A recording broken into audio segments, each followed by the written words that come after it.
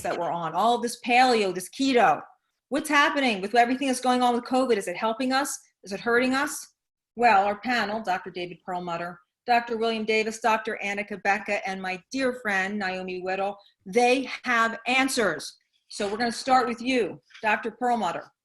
We're not even going to waste a second because I have to tell you, everyone wants to know so much of your information because you have been posting, like myself, every day. You should feel really proud of this great content you're putting out. I also want to say Dr. Perlmutter is a board certified neurologist and 5 times New York Times bestselling author. He serves on the board of directors and is a fellow on the American College of Nutrition. His books have been published in 36 languages and include the #1 New York Times bestselling book, one of my faves, Grain Brain, The Surprising Truth About Wheat, Carbs, and Sugar, with over, get this, 1 million copies in print. Other New York Times bestsellers include Brain Maker, The Grain Brain Cookbook, The Grain Brain Whole Life Plan, and Brainwash, co-written with his son, Austin Perlmutter. He's the editor of The Microbiome and Brain, authored by top experts in the field, published in December 2019 by CRC Press. Dr. Perlmutter has been interviewed on many nationally syndicated programs, including 2020, Larry King Live, CNN, Fox News, Fox and Friends, The Today Show, Oprah Winfrey, the Dr. Oz Show, CBS Early Show, and CBS This Morning. Wow. So proud and privileged to have you here. Welcome, Dr. Perlmutter. Well, delighted to be here. Thanks for having me. Yeah, so this pandemic really took us all for a loop. You know, we're all sitting around and we're trying to figure out what in the world's going on. But I would love to know, how is this pandemic really tested your expertise as a doctor? Well, it's a great place to start because I think, you really want to be able to apply all the principles that you've been working on over decades and see how do they fit into our current understanding. And I think really, as we're going to hear from everybody tonight, it all does seem to fit when we look at who has a worse outcome compared to others. For example, when finally this virus came to America, the perplexing part of the story was, for example, that so many more younger people seem to have bad outcomes in comparison to the experience in other countries. And people were perplexed, saying that, can't understand it. American kids, these guys are young and healthy. Well, young they may be, but healthy, we know our youth and young adults are not in comparison to other countries. So what I think we're seeing play out here is that this virus is really manifesting a worse outcome in people with underlying issues that we may not have necessarily fully gotten our arms around before, but now are really being highlighted. Things like obesity and type 2 diabetes. And as a study that came out this morning demonstrated, a significantly worse outcome in people who have what is called non-alcoholic fatty liver disease. That's a change in the liver that is not brought about by alcohol, that is really strongly related to dietary choices, for example, especially things like high fructose corn syrup and fructose in general. So what we're seeing here is an outcome being based upon underlying conditions. And I think, obesity, coronary artery disease, diabetes sort of lead the list. And I think it really does kind of manifest what many of us have been talking about for many years in terms of these representing chronic inflammatory conditions.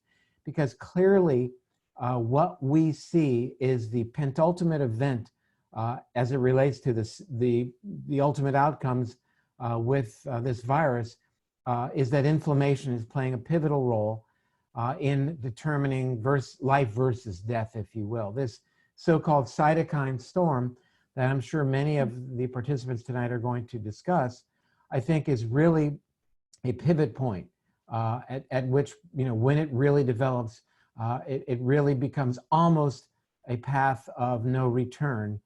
So this has been very enlightening in terms of our whole understanding of immunity and certainly that process of inflammation.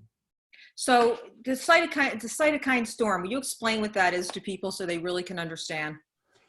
Yes, it's been described that typically around the 10th or 11th day, there is a sudden unbridled explosion of the production of inflammatory chemicals called cytokines. The one that seems to lead the list here is called interleukin 6, IL-6, but others are turned on as well. We know that, for example, C-reactive protein is a potent marker in terms of risk for outcome, good or bad as well. And what happens is basically the body just suddenly experiences this massive increase in inflammation. And as a consequence of that, the downstream effects are increased production of damaging chemicals called free radicals that really affect every organ system in the body. So there's a real push to determine how to deal with that when it happens, but more importantly, I think, how to predict who may be at risk for that based upon a genomic profile, and really what are those factors on the front end that may temper that cytokine storm. Things like having, for example, a higher vitamin D level, the use of vitamin C perhaps intravenously, having turmeric on board. As Naomi will talk about, I'm certain, the use of resveratrol and other interventions that work through various pathways, like one that's a bit complicated called the NRF2 pathway, that really function to temper inflammation. I happen to be very excited about these newly defined chemicals that are called SPMs, or specialized pro-resolving mediators. It sounds like a mouthful, but basically it's the body's way to call out the fire department, to calm inflammation when inflammation gets out of hand. And one resource for us for these SPMs are high quality fish oils, specifically cod liver oils. Inflammation is generally a good thing in our physiology, especially when we have an infection. It's how our bodies tend to calm things down. But what happens in this situation, and it was seen with MERS, it was seen with SARS, it was certainly seen quite aggressively in the Ebola experience, is that this cytokine storm is an unbridled, unchecked inflammation that really proves to be profoundly destructive. So as a neurologist, what about the brain? How is this affecting the brain? Well, in about 37% of cases, there are neurological issues that involve both the central nervous system, things like confusion, memory issues, psychosis, and the peripheral nervous system as well. Things like neuropathy, loss of taste, loss of smell, and even some visual changes. What we're not really fully aware of yet is how much of this will turn out to be permanent. And it's interesting because we're sort of puzzled over these issues across the board. I'm certain that Dr. Davis will speak to the idea of these cardiac issues, the myocardial damage that is occurring in association with this infection, some of which may also be permanent. So that's really sort of up in the air right now, how much of the lung issues, the heart issues, and even the neurological issues may be permanent. So let's go to you, Dr. Davis. Speaking of that, so again, welcome, Dr. Davis. Dr. Davis, again, is a #1 New York Times bestselling author, medical director, and founder of the Undoctored program, including the Undoctored Health Workplace program.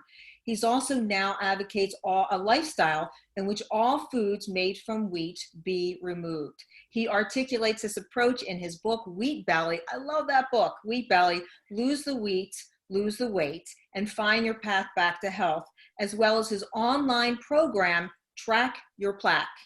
He lives what he preaches, not having indulged in a wheat-containing bagel or pretzel in many years. Dr. Davis practices preventative cardiology in Milwaukee, Wisconsin. Welcome. Thank you, Kellyann. So as a cardiologist, let's kind of talk about what Dr. Perlmutter was mentioning, what's happening with the heart, and even with hydroxychloroquine. I know they're giving that, and there's some implications that may be problematic. Where do we stand?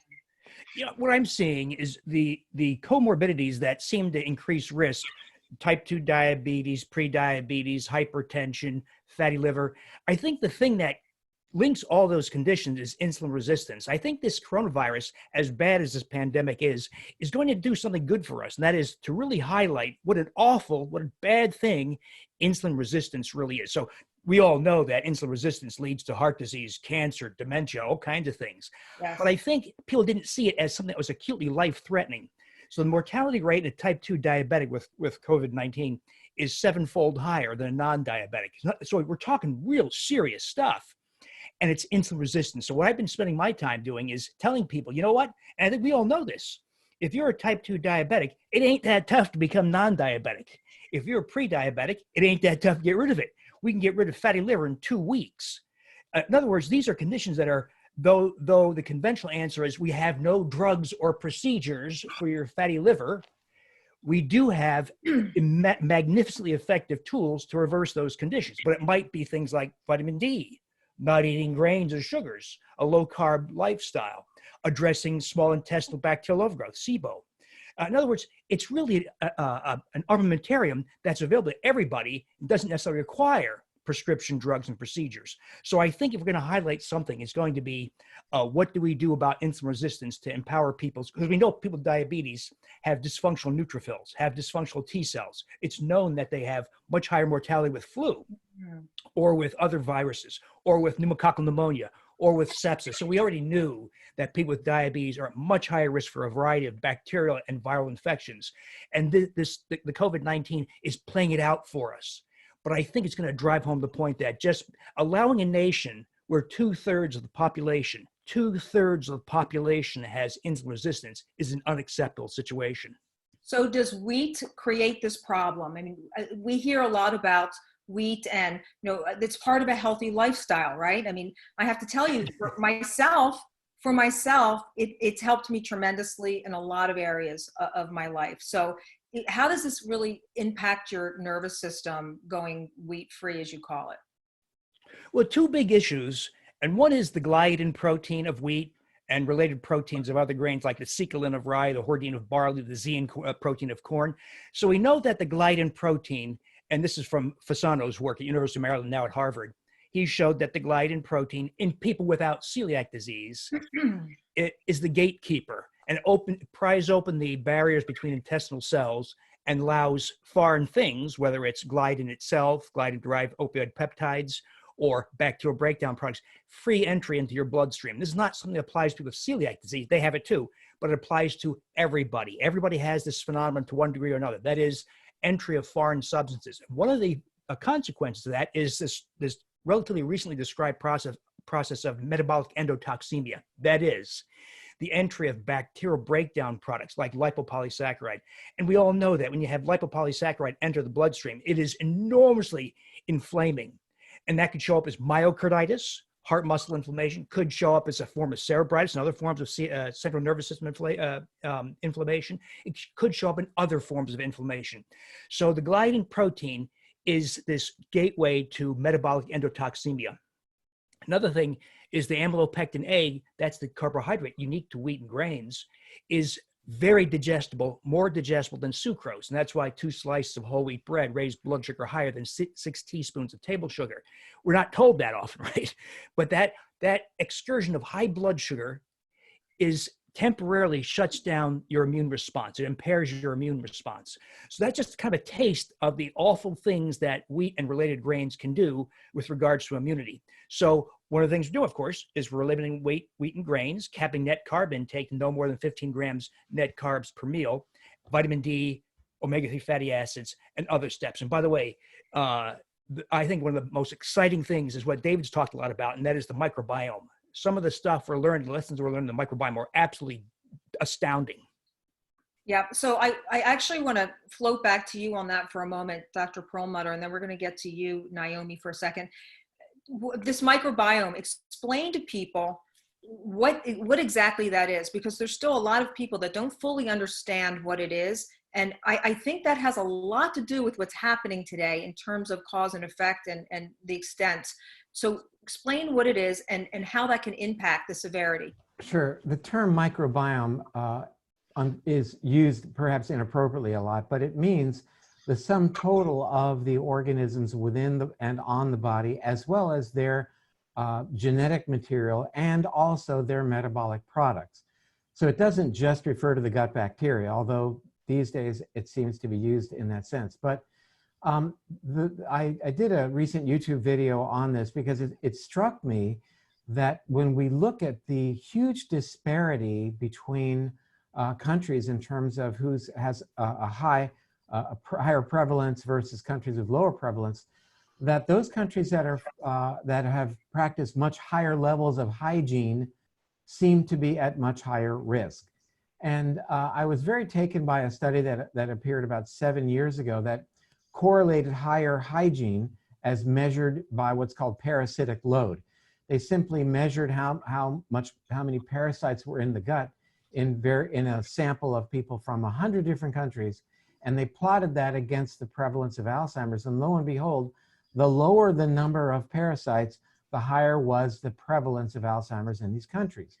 So it gets us back to this idea of what Dr. Strachan called in 1988 the hygiene hypothesis, and that is that countries in which they are less, dare I say, obsessed with hygiene actually end up having a more robust immune system, a more diverse bacteria representation in their gut, and a better ability to respond to challenges from microbes, be they bacterial, parasitic, or even viral.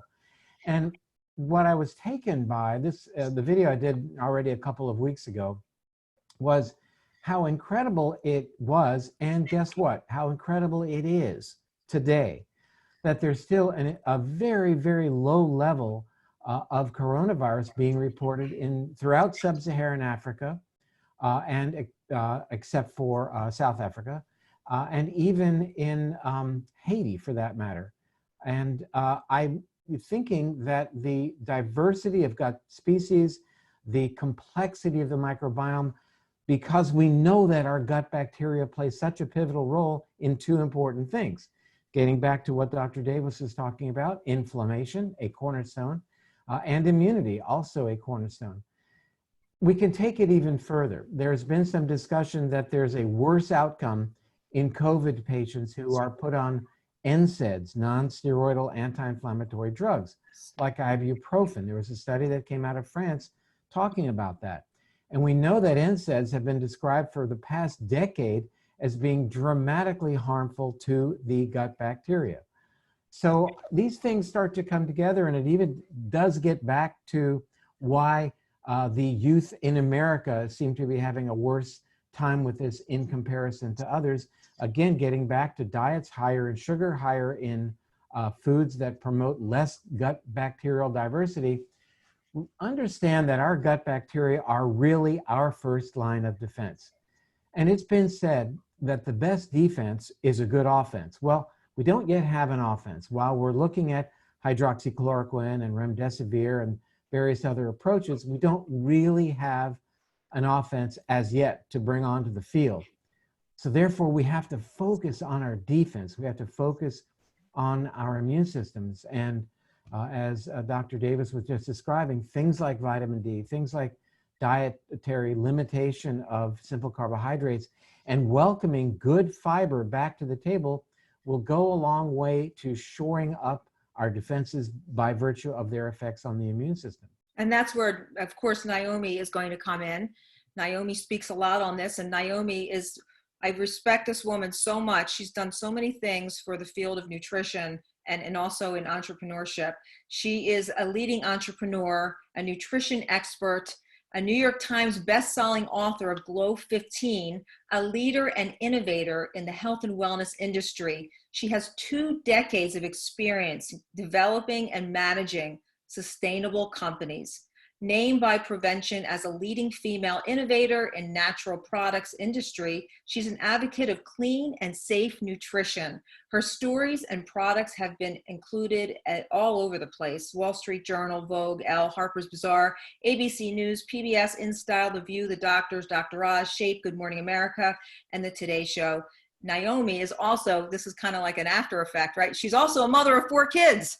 So she's really. My kids may come in any minute. Well, that's wonderful. We'll Say be hello. glad to meet them. So she is definitely, you know, in my inner circle of women that I just trust so much. And so tell us, Naomi, first of all, tell us, what are you saying to all of the people that are coming to you? They're looking for advice. They're looking for you to help pull them out of the tunnel. What advice are you giving to people now? You know, for me, as a mother of 4 and someone who has truly spent my entire career traveling all over the globe, I mean, we're talking a lot about, you know, where and how this virus came around, and I've spent a lot of time in the wet markets throughout Asia. I was born with autoimmune disorders, which is something that I deal with every single day. My parents dealt with it when I was little. I was born on a biodynamic farm, like the cleanest type of farm in Switzerland, which is like one of the cleanest countries in the world. And yet we always had to fight to build my natural defenses, because I also grew up in a family where we didn't take conventional medicine. I always went to naturopathic doctors, and I lived that life. I never took any sort of steroids for the eczema that covered my body. And I've dealt with a lot of different viruses. I had H1N1. I got it while I was traveling in Europe. And the biggest thing that I could share with others is just the understanding that when we are fearful, that fear attacks our immune system. It attacks our good flora. It attacks our microbiome, just like Dr. Perlmutter was telling us. And when that's attacked and our immune system is starting to suffer from that, that creates that entire inflammation throughout our body. It's something that I fight every single day. Once that inflammation crosses the blood-brain barrier, then we're starting to have to deal with all of the effects on our mood, right? So modulating our mood and keeping ourselves in a calmer place becomes more difficult. Anxiety starts to build up. And so the best advice that I give myself, I give to my children, I would give to everybody is a couple of things. Number one, if you have access to the outdoors, you have a garden. I'm very lucky. I have lots of land where I am. We take our shoes off. We walk barefoot in the dirt. We support our immune system that way, right? I've been able to be keto for the past 2.5 years. I started to get into low carb and then into a ketogenic lifestyle while I was writing Glow 15, because it activates so much health inside of our body. We were just talking about what it does to your insulin sensitivity and what it does to our blood sugar levels and so much more, all of the different ways that really balancing your carbohydrate to fat to protein ratios. 75% of us are carb intolerant. For those of you that are not, fine, but why not take this opportunity to try eating a different way? We're at home, we have the time right now. What would it look like if you took just 50 carbohydrates in a day? How would you start to feel? Would you crave less of those sweets? Would your mood start to balance? Would you feel calmer, right? And then you start to build this virtuous cycle. So for me, it's getting out in nature and being barefoot. I tell my little guys, I've got 2 5-year-old twins, I've got an 8-year-old son, and I have a 17-year-old daughter. They all go out in the sun every single day. My daughter sunbathes. She's getting a lot of her vitamin D that way. She's also taking her vitamin D. We're going to talk about fiber in a second. And my little guys take off their shirts. And our whole thing right now is like, let's get strong. You want to come say hi? Okay. Let's get strong. Let's really allow our bodies to build our immune system. This is my son, Christian. He's Hi, 8. Christian. And Heard a lot Christian's about pretty you. much keto as well, because he's suffered from different seizures over the years. And so we eat lots of olives, we eat lots of cauliflower, we eat lots of fermented foods every single day, and we have a great time with it. Do you like those foods? Do you enjoy eating those foods, sweetheart?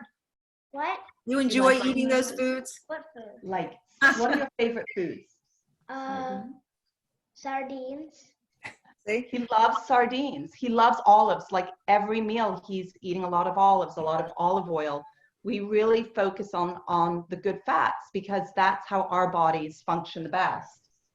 Tell us, you talk a lot about fiber. Tell us, and I know that your latest book really focused on that. Explain to people what that really is and how it benefits them. So 90% of us are deficient in fiber, and a low carb, high fiber diet works synergistically. And when you're incorporating the cruciferous vegetables, the cauliflower, the broccoli, all of those amazing vegetables, for me, I'm obsessed with artichokes, right? And who doesn't have lots of opportunity to spend the time just letting them steam and boil up on the stove?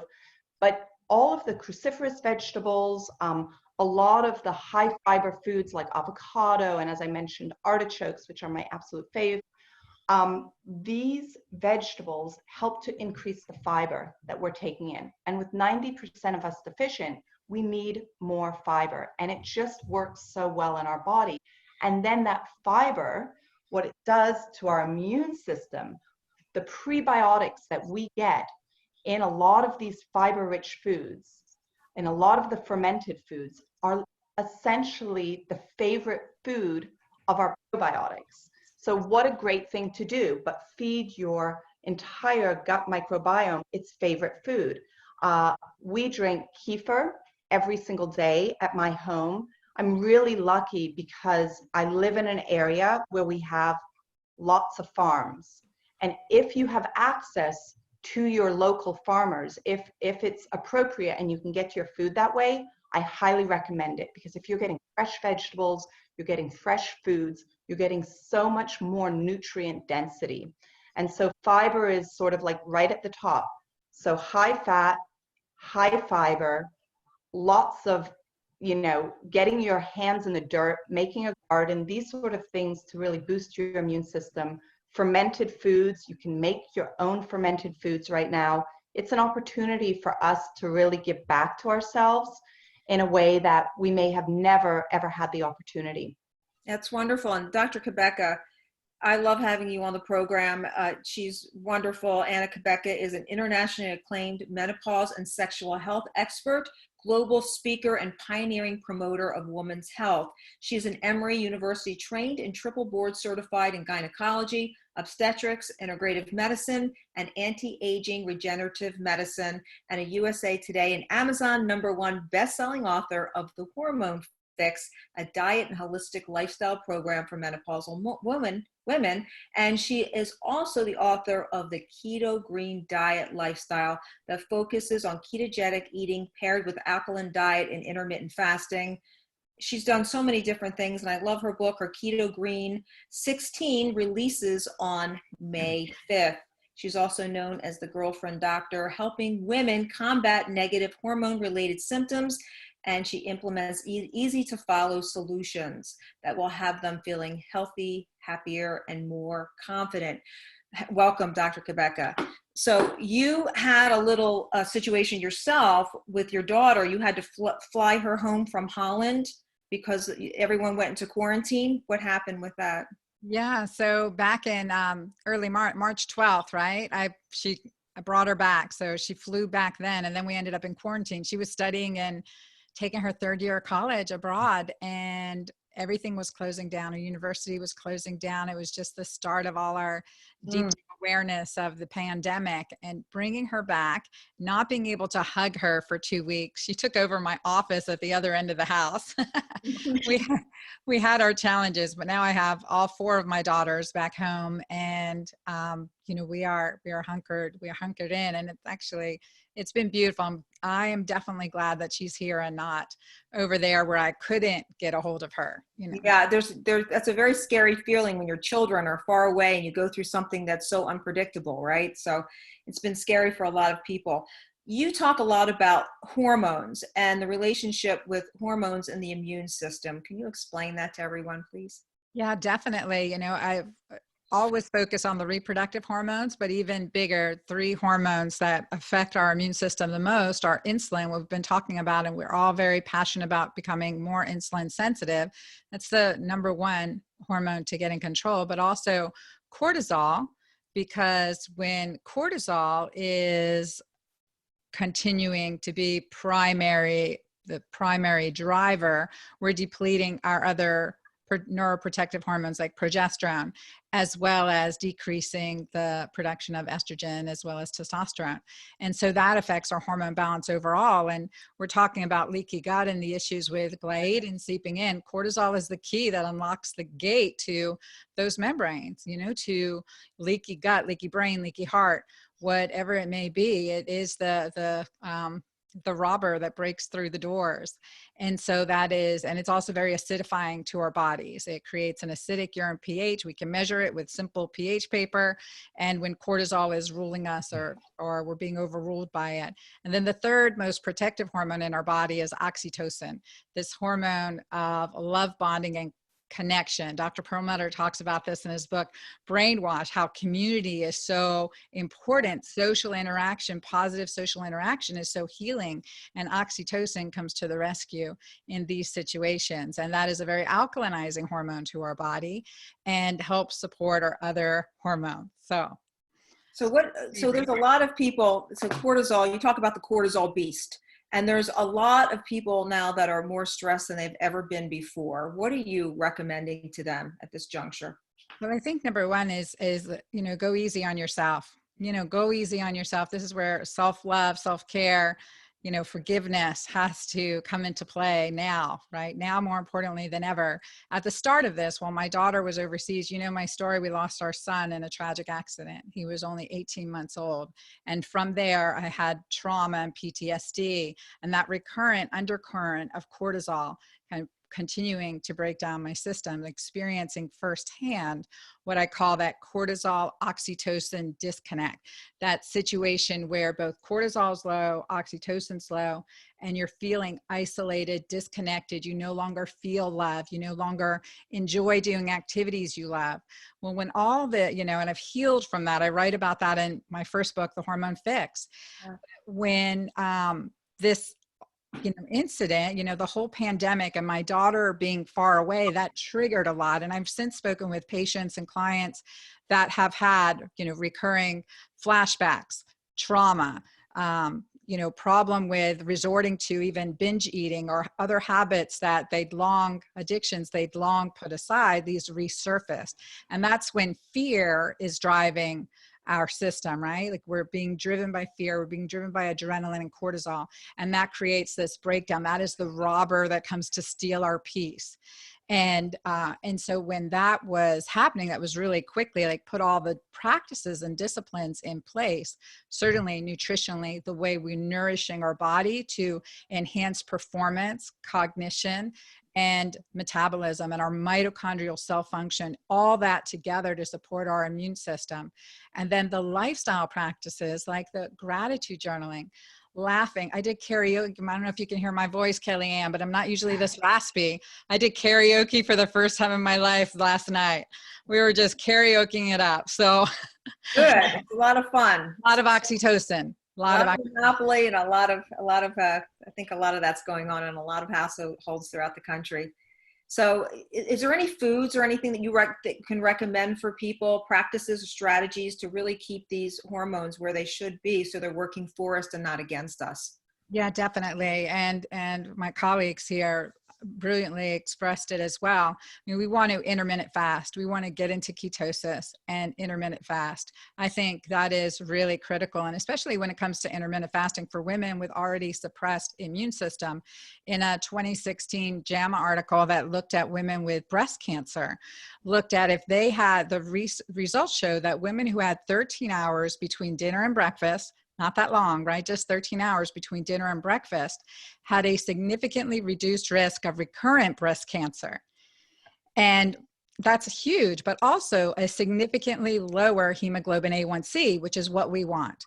We want the lowest hemoglobin A1C to get to, right? We want that, and we want to see that shift, and we want to make that shift fast. And I know we can do it really quickly. In my book, Keto Green 16, I say 16 days, we're going to start moving the needle.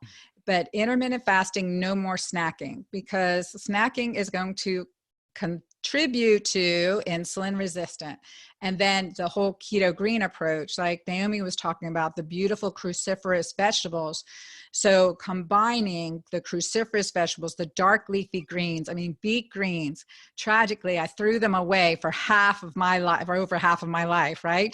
Beet greens are so precious. Oh my gosh, they're one of the most alkalinizing, micronutrient rich leafy greens. So beet greens, kale, Swiss chard, we're in the South. So of course, collard, really good to add those leafy greens, but also adding fermented food, kimchi, sauerkraut, and digestive support. So whether it's ginger or a little bit of papaya, a little bit of mango, a little bit of pineapple, all to help support digestion. So those combinations build in to healthy fats, healthy proteins, that we're getting enough fat for good, healthy hormones. I think that's really important, because I don't know, when I was in high school and college in the 80s, when the low fat movement was, certainly at full force and has done a lot of destruction to many women's hormones for sure. So shifting to that higher fat mentality is sometimes a challenge for many women.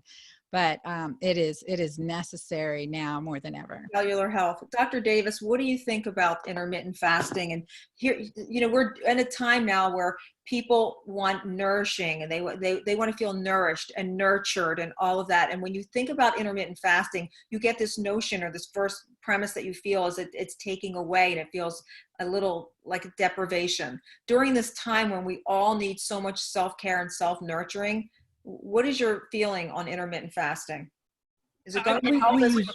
We use it. I will say that it's enormously easier for someone who has been wheat and grain free, because one of the effects of removing the gliadin protein of wheat is that the gliadin is no longer available to be partially digested into opioid peptides. That's the stuff that drives appetite, and that's why you see these poor wheat-eating people eating all the time, saying things like eat many small meals every 2 hours all throughout the day. They're incessantly hungry. They're constantly hungry. These are the people who have a big bowl of pasta and they're filled to bursting, but they're still hungry. So it's the gliadin-derived opioid peptide. So when you get rid of that, fasting becomes very, very easy. We also use MCTs to assist in fasting if you have a little bit of an edge of appetite. And we've been doing something really wacky. Dr. Anna might like this. We've been cultivating yogurt with 2 specific strains of Lactobacillus reuteri. So it's not really yogurt because it's not made with the typical yogurt organisms, but it tastes like yogurt. It's rich and thick and delicious. But what this yogurt does is it provokes the hypothalamus to release oxytocin. And besides getting increased empathy and desire for human connection, you also get a reduction in skin wrinkles. Within 4 weeks, you have an explosion of dermal collagen. You have a restoration of youthful muscle and strength. I gained 13 pounds of muscle in 3 weeks by going to the gym for 15 minutes once a week. Wow. Increased libido, your attention. preservation of bone density. But why it has special relevance to this conversation is this has been seen in mice, not yet in humans, but every observation made in mice that surround hypothalamic release of oxytocin, reuteri, has held true in humans. So I think this will hold true. One of the things seen in mice is when you give an old mouse, as we age, of course, the thymus right here in front of the heart shrinks, it atrophies. So maximum T cell immunity and size of the thymus is reached in puberty. As we age, it shrinks. By age 70, we have almost nothing. It's a tenth of the size it was when you were a teenager. And with it, of course, you lose T cell immunity. And that's why people get flu and die in their 70s, or pneumococcal pneumonia, or sepsis. We've lost our immunosenescence, right? We've lost our immunocompetence. Well, if we believe what we see in mice, the oxytocin release by consuming reuteri restores thymic size and T cell capacity. Now, we've not done the human study to corroborate that, whether that's true, but I think it will likely hold true with everything else we've seen with regards to reuteri and oxytocin has held true. And if that's true, it could be the solution to immunosenescence, the restoration of immune competence in elderly people. Dr. And Perlmutter. it's delicious. Yeah, and it's delicious. That's good information. Dr. Perlmutter, there was a study done in Yale that reported that mice eating a ketogenic diet are more resistant to getting the flu. Can we take information to that and bring it to humans? And do you see any relationship between that helping us? Well, without a doubt, it absolutely plays into what Dr. Davis was just talking about, this whole notion of immunosenescence. So there are many techniques to accomplish what we call, that are called senolytic therapies. Seno meaning old, lytic meaning breaking down. And, it's all about the fact that our immune cells become less functional as we age. What can we do to regenerate our immune systems? And one of the things gets back to this notion of intermittent fasting. It may be that just 24 hours, but up to 36 hours of fasting is enough to really activate this, what we call autophagy pathway, that then leads to our ability to get rid of senescent immune cells and then repopulate with younger, more vital, more active immune cells. And at a time like this, you can't imagine anything that would be more applicable. There are many techniques for what we call senolysis. Again, fasting is a lifestyle, a way of accomplishing it. There are various nutritional supplements. One of them is called fisetin, F-I-S-E-T-I-N, which is generally derived from strawberries, but acts as a potent senolytic agent. We know that any way that we can activate this whole pathway of autophagy is ultimately going to be good for us in terms of helping to clear out those immune less competent cells. So certainly dietary and caloric restriction are powerful ways of activating that pathway. We know that there are medications, for example, metformin. I hate to admit it, but metformin happens to be one way of activating that pathway as well. We know that certain things like resveratrol can do it as well. And it's really a very, very exciting area of research. I'm going to be interviewing a Dr. Jeffrey Bland tomorrow, who's really dedicating this stage in his life to looking at this whole notion of immunosenescence and looking at the various things that we can do to regenerate the viability and the youthful properties of our immune systems. It's quite clear that one of the most powerful risk factors for bad outcome as it relates to contracting this virus is age, being over age 60. That is a chronological dictum, but for most people, it's biological as well, though we don't necessarily want to admit that. There's no real ability that we have to turn back the clock, or so it seems. I believe we're in a place now where with appropriate lifestyle choices, getting to, for example, a caloric restricted diet or intermittent fasting, which does put us into ketosis, along with the use of certain supplements and possibly even some pharmaceuticals, will allow us to regenerate the functionality of our immune systems and put us on par with people who may be biologically and chronologically younger, and give older people like myself a better chance at doing well should we contract this virus. Naomi, resveratrol, can you explain to people what that is and how that may help? And I didn't know actually there was a link between that and autophagy, that I didn't know. So can you explain all of that? That's very interesting. Absolutely, big time. And, for me personally, I've been fasting for over 25 years, specifically for my immune health. And it was through the practice of fasting and intermittent fasting and learning from the researchers here at the University of Florida that I first learned the word autophagy like 7 years ago. And I couldn't even pronounce it, but like autophagy means auto self, phagy, to eat. It's a self-eating process that occurs within our body naturally, right? And we don't always want to activate our autophagy. We want it to go like back and forth. It's like the ocean coming in and out. And my book, Low 15, is all about this natural process. And all we have to do is just work with our own miraculous body to do what it naturally wants to do. And Dr. Perlmutter stating, like, as we get older, that becomes more difficult. I had the privilege of being in Tokyo and interviewing Yosunori Osumi, who was the Nobel Prize winner for his research around autophagy. I did it probably at the end of 2018. And prior to that, when I was doing the research for my book, we discovered all of these compounds that activate autophagy, and resveratrol is certainly one of them. Another one, and I'll talk about resveratrol really quickly, but another one is the citrus bergamot fruit. And so at the beginning of this talk, Dr. Perlmutter was talking about fatty liver, right? Well, citrus bergamot fruit that comes from a part of Italy called Calabria, this particular fruit helps to reduce fatty, non-alcoholic fatty liver. What it also does is activate autophagy. So there are these polyphenols, there are these flavonoids that are out there in the world: turmeric, green tea, resveratrol, citrus bergamot. I mean, the list goes on and on. These sort of compounds that naturally, for example, with resveratrol, resveratrol is a natural protector of the plant.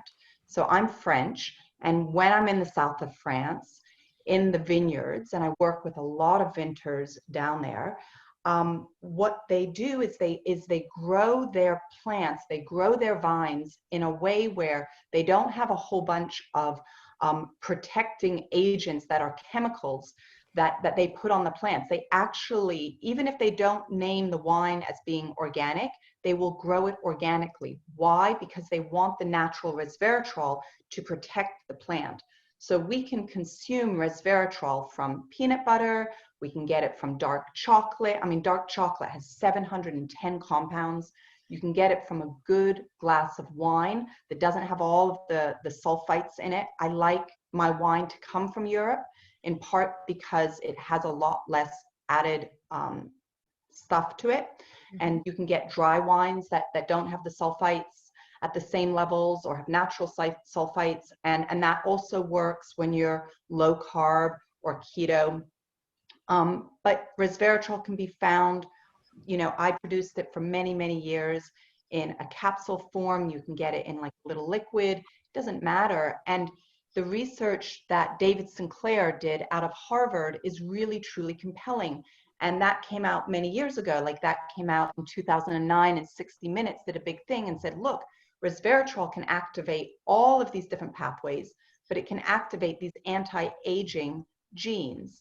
And the last thing I would just say, as important as resveratrol is something that Dr. Perlmutter said at the very beginning, and that was about cod liver oil. So he's going to be interviewing Dr. Jeff Bland tomorrow. Jeff Bland taught me many years ago, and I went to Alaska to source this type of cod liver oil, this special oil that has high levels of these SPMs in it. And what that does to really, you know, relax that inflammatory process. I grew up taking cod liver oil every day. My mother would give me a tablespoon of it, right? So many people throughout, like all of the Norwegians, you know, all of those individuals in different parts of Europe are consuming a shot of cod liver oil every morning. These good fats, the ones that have the SPMs in it, are at a whole different level. And it's very difficult to get them. And I would love just for your audience to hear about this, because it's so cutting edge and it's so important. And it's really the work that Jeff Bland is doing. And clearly Dr. Perlmutter knows a lot about it. Yes, he's amazing. We're getting so many questions. I can't track them all. So cod liver oil, what is the best practice on someone? How much would you have them take as a protective? Is that for me? Yeah. Yes, Dr. Perlmutter. It really depends on the product. And as Naomi was talking about Dr. Bland and his what he's doing in Alaska, we're actually going to be bringing a product to market in the next several months. It'll be a tablespoon a day. And what is unique about this product is the livers of the cod are actually removed on the boat prior to even the boat getting back to the dock. So there's no degradation. The whole process of extracting the oil is something that takes place while the fish has just been caught. And so we're able then to preserve this very, very high level of these specialized pearl-resolving mediators. I would say of that product, it'll be about a tablespoon a day. Yes, cod liver oil has been around a long time, but we all know that there is a high degree of variability in terms of quality. And there's probably nothing worse that a person can do but than take a bad fat or a bad oil. So it's an area that I think is really stepping up in terms of quality. And there are already some very good brands that are out there. But I can't, as Naomi said, this is a huge area, even beyond the SPMs, even just DHA for controlling immunity in the human body. So Dr. Davis, you talk a lot about fermented foods as you were speaking. People are asking, what type of fermented foods can people be taking now to protect them? I'm not sure fermented foods in isolation, Kellyann, would really be the answer. We do play with a lot of fermented foods. The role of, say, Leuconostoc species, various lactobacillus species, bifidobacteria, has not been fully charted out with regards to immunity. I think it's part of a broader program. Let me tell you about another crazy thing we've been doing. Yeah. So there are several species of lactobacillus that we know amplify the immune system, typically the T cell immunity against viruses. But there's especially robust evidence for a wacky organism that's been around for almost a century, identified almost a century ago in Japan, called Lactobacillus casei, C-A-S-E-I, subspecies Shirota. So this is sold as a kind of a garbage product called Yakult, Y-A-K-U-L-T. So Spell that one more time. Spell that one more time because they're all asking. Y-A-K? Y-A-K-U-L-T. It just entered the U.S. broad distribution a year ago through, of all places, Walmart and Meijer and some other specialty stores. And it's a sugary drink. It's terrible. It's non-fat, which we all reject, and full of sugar. But it has 6.5 billion counts, CFUs, of Lactobacillus casei. So the evidence suggests that if you get 100 billion counts of this bacteria, respiratory infections, viral respiratory infections, are cut by 50%. And if you get this organism, if you get a respiratory virus, it's abbreviated by about 50% or more. And that evidence is pretty good. About 30 studies. I mean, a lot of evidence there. So we make yogurt just as we do with the rotary. What I do, by the way, is a very slow fermentation, 36 hours. The stuff you buy in the grocery store, yogurt, has been fermented for 4 hours. It has nothing in it. There's hardly any bacteria.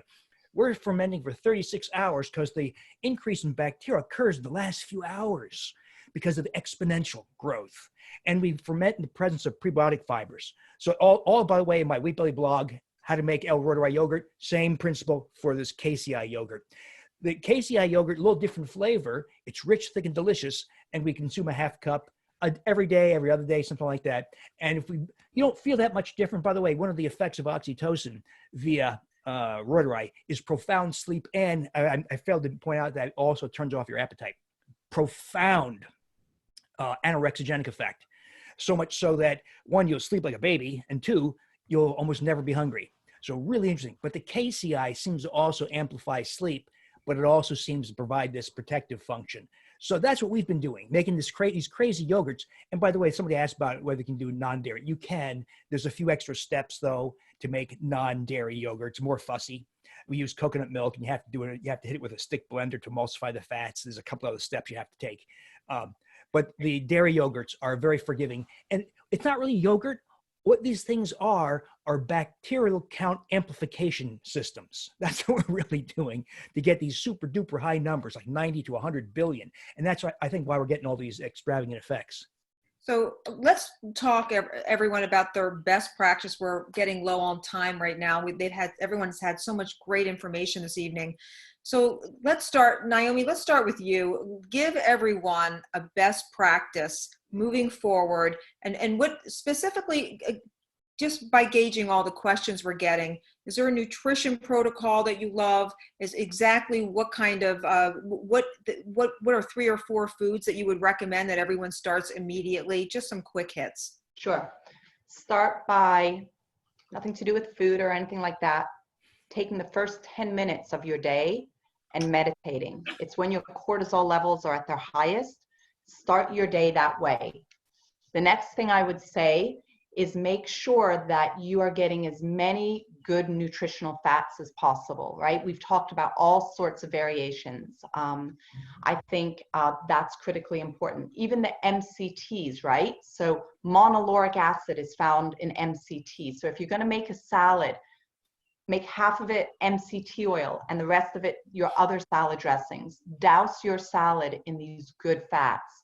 I think as much good fat as you can get, the better. And then of course, the fibers is what I'm all about. So making sure that every day you're getting 20, 30 grams of fiber. So if you can keep your carbohydrates to 50 grams or less per day, I don't mess around with the net carbs or anything like that. You can keep your carbohydrates to 50 grams or less a day, get all those good fats, and then get your fibers up to 25, 35 grams every day. Just think about, how can I get more fiber? I can't tell you, Kellyann, how many people I'm speaking to that are eating at home as much as they are right now, and all of a sudden, you know, their digestive system isn't working as well, and they're not going to the bathroom as consistently. So what you can do is really nourish your body, get those good fibers in. There's so many forms, if it's artichoke, if it's avocado, asparagus, whatever it may be. And again, you know, back to the point of fermented foods. I incorporate I think you're stuck. fermented, you know, I love kefir because it's got so many variations of different probiotics. That's great advice. Dr. Perlmutter, give us some best practices, quick hits. I'd say that the number one supplement that I would recommend is a good night's sleep. I don't think there's anything that a person needs more of, more to concentrate on, because what we see is when you're not getting enough restorative sleep, your immune system is trashed. So that would be the most important thing to do. We know that one night of non-restorative sleep dramatically amplifies inflammation, dramatically locks you into behavior from the amygdala as opposed to the prefrontal cortex. So your decision making is compromised. You're much more fearful. Cortisol levels go up. So, I mean, we could have a long conversation, but if I had to vote, I'm going to put sleep on the top of the list. That's great advice. Dr. Davis. Oh boy. Well, one thing I tell people to do a lot of is don't let your efforts end at diet. You know, a lot of us advocate a low carb diet in some form. Could call it paleo, could call it keto, could call it wheat belly, could call it grain brain. But it's become clear because of modern life where we don't get enough sun, like Naomi was talking about, and we don't eat the brains of animals, right? That's how we should get our omega-3s and shellfish and fish. We don't get iodine, particularly if you're in an internal area of the continent. In other words, we have to address all the common nutrient deficiencies whose need are programmed into your genetics. And so that's why, and I think that's important because, like we talked about in the beginning, part of the goal here is to reverse insulin resistance that is everywhere. And so vitamin D, crucial. Omega-3 fatty acids, very important. Magnesium, because we drink filtered water. And take efforts to cultivate a healthy bowel flora. So all that contributes in a synergistic way to reversing insulin resistance. Wonderful. And Dr. Cabeca. Yes, everything that everyone said, my brilliant colleagues, it's great advice. I want to expand on the sleep, because one thing we do in our family is we do a little challenge. So I'd like to challenge our audience for 7 nights, catching sunrises and catching sunsets, to get those early morning, the right natural phototherapy in the morning and in the evening to help with our circadian rhythm. And we do that every once in a while. We'll run that challenge in our family that we're all catching sunrises and sunsets. And my youngest loves it. She really just gets into it to make sure that I am on time for the first time. And so we don't want to miss it. And the other thing too is just that practice before going to sleep, as you're setting your evening ritual, your evening practice, is thinking, where did I see love today? Where was I loving today? And so we're setting, you know, the stage for higher levels of oxytocin. And often in the morning, I'll reflect on this again before even opening my eyes, and just thinking, you know, where did I see love yesterday? Where could I have laughed more or laughed at myself more? And, you know, where was I loving? And so just those couple simple questions can help to expand on the love that is in our life already, the goodness that is in our families, in our communities, in our world already, and we expand on that. That is a good way to end and start the days too. Beautiful advice. So Dr. Perlmutter, where can we find more of you? I'm all here. You're This is all you everywhere. get. Well, my website is drperlmutter.com, drperlmutter.com. And the daily Facebook that I do is on David Perlmutter, MD. And usually I'm doing those around 10 or 11 in the morning, but they're banked there and on YouTube as well. Wonderful. Dr. Davis, where can we find you? Best place to start is my Wheat Belly blog and on Doctored Blogs, and that connects you to the rest of my stuff. Terrific. Naomi, where can we find you? Come join me at Naomi Whittle, WHITTEL.com. Terrific. And Dr. Cabeca?